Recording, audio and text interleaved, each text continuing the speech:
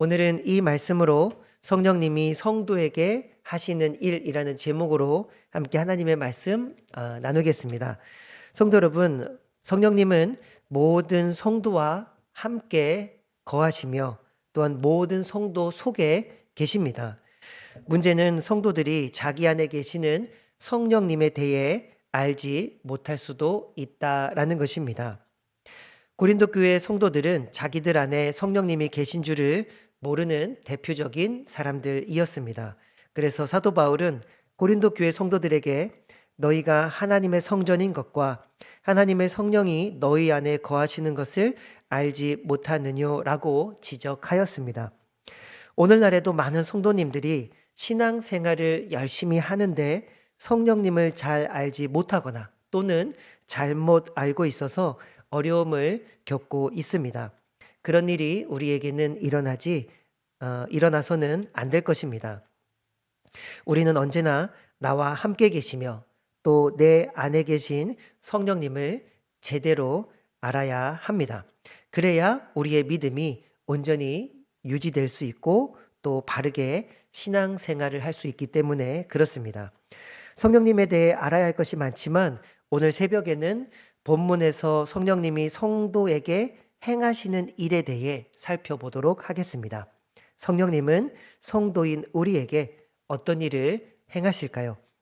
성령님은 예수 그리스도를 통한 구원과 영생을 성도에게 알려주십니다. 12절은 성도가 성령을 받은 목적을 설명합니다. 제가 읽겠습니다.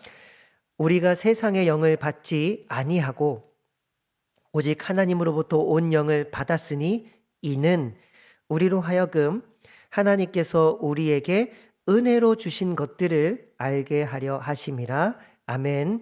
이 구절에 의하면 우리가 성령을 받은 목적은 하나님께서 은혜로 주신 것들을 알게 하려는 것입니다.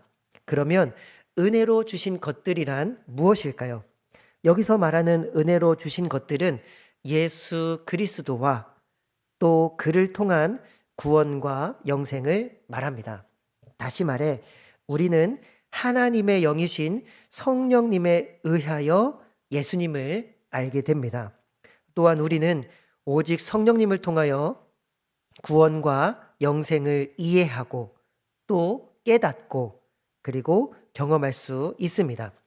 이처럼 하나님이 주신 구원의 은혜는 오직 성령님을 통해서만 이해하고 누릴 수 있습니다. 여기서 조금 더 구체적으로 생각해 보면 성령님을 통해 우리는 말씀의 권위를 인정하게 되고 또 성령님을 통해 우리는 말씀이 말하고자 하는 것을 깨닫게 됩니다. 또 성령님을 통해 우리는 말씀에 나타난 하나님의 뜻대로 살 수 있게 됩니다. 다시 말해서 성령님에 의해 우리가 예수 그리스도와 또 그를 통한 구원과 영생을 깨닫고 누릴 수 있게 되는데 좀 더 나아가서 오직 성령님을 통해 우리는 하나님의 말씀 안에 감춰진 하나님의 뜻을 우리가 발견하고 그 뜻대로 살 수 있다라는 것입니다. 성도의 마음에 성경의 진리를 가져다 주는 일도 성령님이 성도인 우리에게 행하시는 일입니다. 그런데 성령님은 단회적이 아니라 반복적으로 말씀하시고 순간적이 아니라 지속적으로 우리에게 말씀하십니다. 따라서 성도가 하나님을 알아가는 일은 한 번에 되어지는 것이 아니라 평생에 걸쳐 이루어집니다. 그러므로 우리는 천국에 갈 때까지 반복적이고 지속적으로 성령님을 의지하며 살아야 합니다. 그래야 지속적으로 예수님을 알아갈 수 있고 구원과 영생도 지속적으로 깨닫고 또 지속적으로 누릴 수 있습니다. 또한 지속적으로 성령님을 의지하며 살아야 지속적으로 하나님의 뜻을 깨닫고 그 뜻대로 살 수 있습니다. 그러니 언제 어디서나 성령님을 의지하며 살아가시는 우리 모든 성도님들 되시기를 바랍니다. 오늘 본문의 내용은 아니지만 성경은 성령님이 우리 성도들에게 행하시는 다른 일들에 대해서도 말하고 있습니다. 세 가지만 간단히 말씀드리고 오늘 말씀을 마치고자 합니다. 첫째로 성령님께서 우리 심령에 들어오셔서 책망해 주십니다. 요한복음 16장 8절입니다. 그가 와서 죄에 대하여 의에 대하여 심판에 대하여 세상을 책망하시리라. 성령님께서 우리를 책망해 주신다는 것은 너무나 중요합니다. 왜냐하면 구원받는 것은 먼저 우리가 죄인됨을 깨달아져야 하기 때문입니다. 세상 사람들이 왜 구원자이신 예수님을 믿지 않을까요? 자신이 죄인이라는 것을 깨닫지 못하기 때문입니다. 자신이 죄인이라는 사실을 깨닫지 못하는 사람에게는 예수님의 십자가가 전혀 필요하지 않습니다.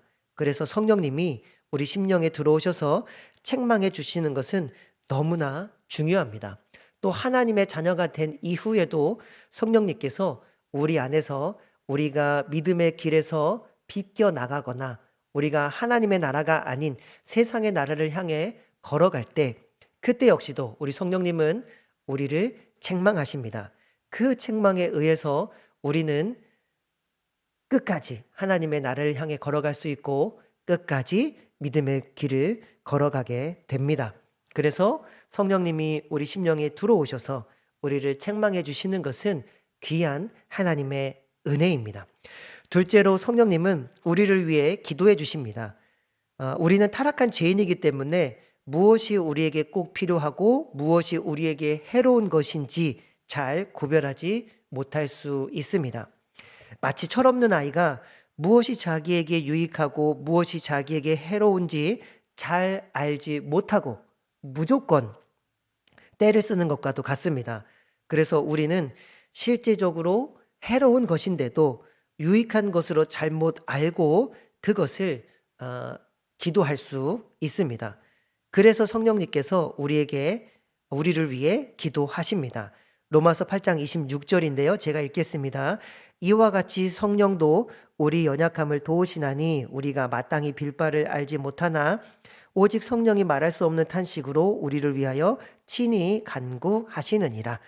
이처럼 성령님은 항상 우리를 위해 친히 간구하십니다. 셋째로 성령님께서는 우리에게 능력을 주십니다. 우리는 참 하나님을 믿고 섬기기 때문에 반드시 우리 신앙생활에 능력이 나타나야 합니다. 그러면 그 능력은 어디서 올까요? 성령님께서 주십니다. 성령님은 우리가 인생을 살아가는 데 필요한 모든 능력을 공급해 주십니다. 지금도 우리와 함께 하시면서 우리가 인생을 살아갈 때 또 하루하루 삶을 살아갈 때 우리에게 필요한 모든 지혜와 능력을 공급해 주고 계십니다. 말씀을 정리하겠습니다. 성도 여러분, 성도인 우리는 성령을 받은 사람들입니다. 우리가 예수님을 믿음으로 고백할 때 성령님께서 우리 안에 들어오셨습니다. 우리 안에 계신 성령님은 첫 번째로 우리가 예수님과 구원의 은혜를 이해하고 또 깨닫게 하십니다. 더 나아가 그 은혜를 경험하고 누리게 하십니다.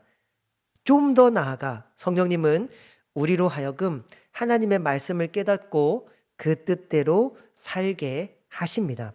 성령님이 지금 우리에게 그러한 일을 행하고 있다라는 이야기입니다. 두 번째로 성령님은 우리를 책망해 주십니다.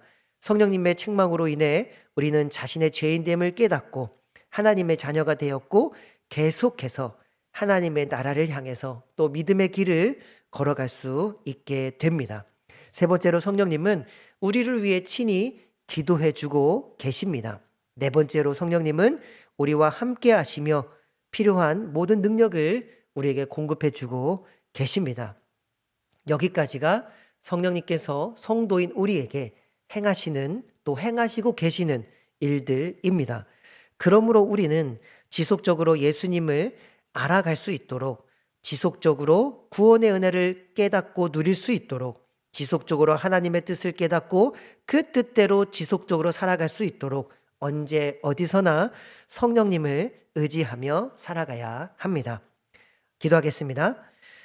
성령님을 우리에게 보내주셔서 우리 삶을 인도해 주시는 하나님 아버지, 성령님을 우리에게 보내주셔서 예수 그리스도를 알게 하시고 믿게 하셔서 구원하여 주신 그 은혜를 감사드립니다.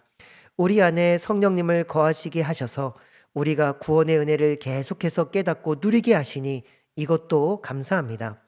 또한 성경을 읽거나 또 설교를 들을 때 성령님이 역사하셔서 저희가 하나님의 뜻이 무엇인지 깨닫게 하시고 그 뜻대로 살게 하시니 그 은혜 또한 감사드립니다. 우리가 죄악의 길로 걸어갈 때 우리 안에 계신 성령님께서 우리를 책망하심으로 온전히 구원의 길을 걸어가게 하시니 이것 역시도 주님께 감사드립니다. 마지막으로 성령님께서 우리를 위해 기도해 주시는 것과 능력을 주신 것도 감사드립니다. 인생을 살아가다 보면 힘들고 피곤하고 지치고 괴로울 때가 많은데 그때마다 저희가 저희 안에서 일을 행하시는 그 성령님을 의지하게 하옵소서.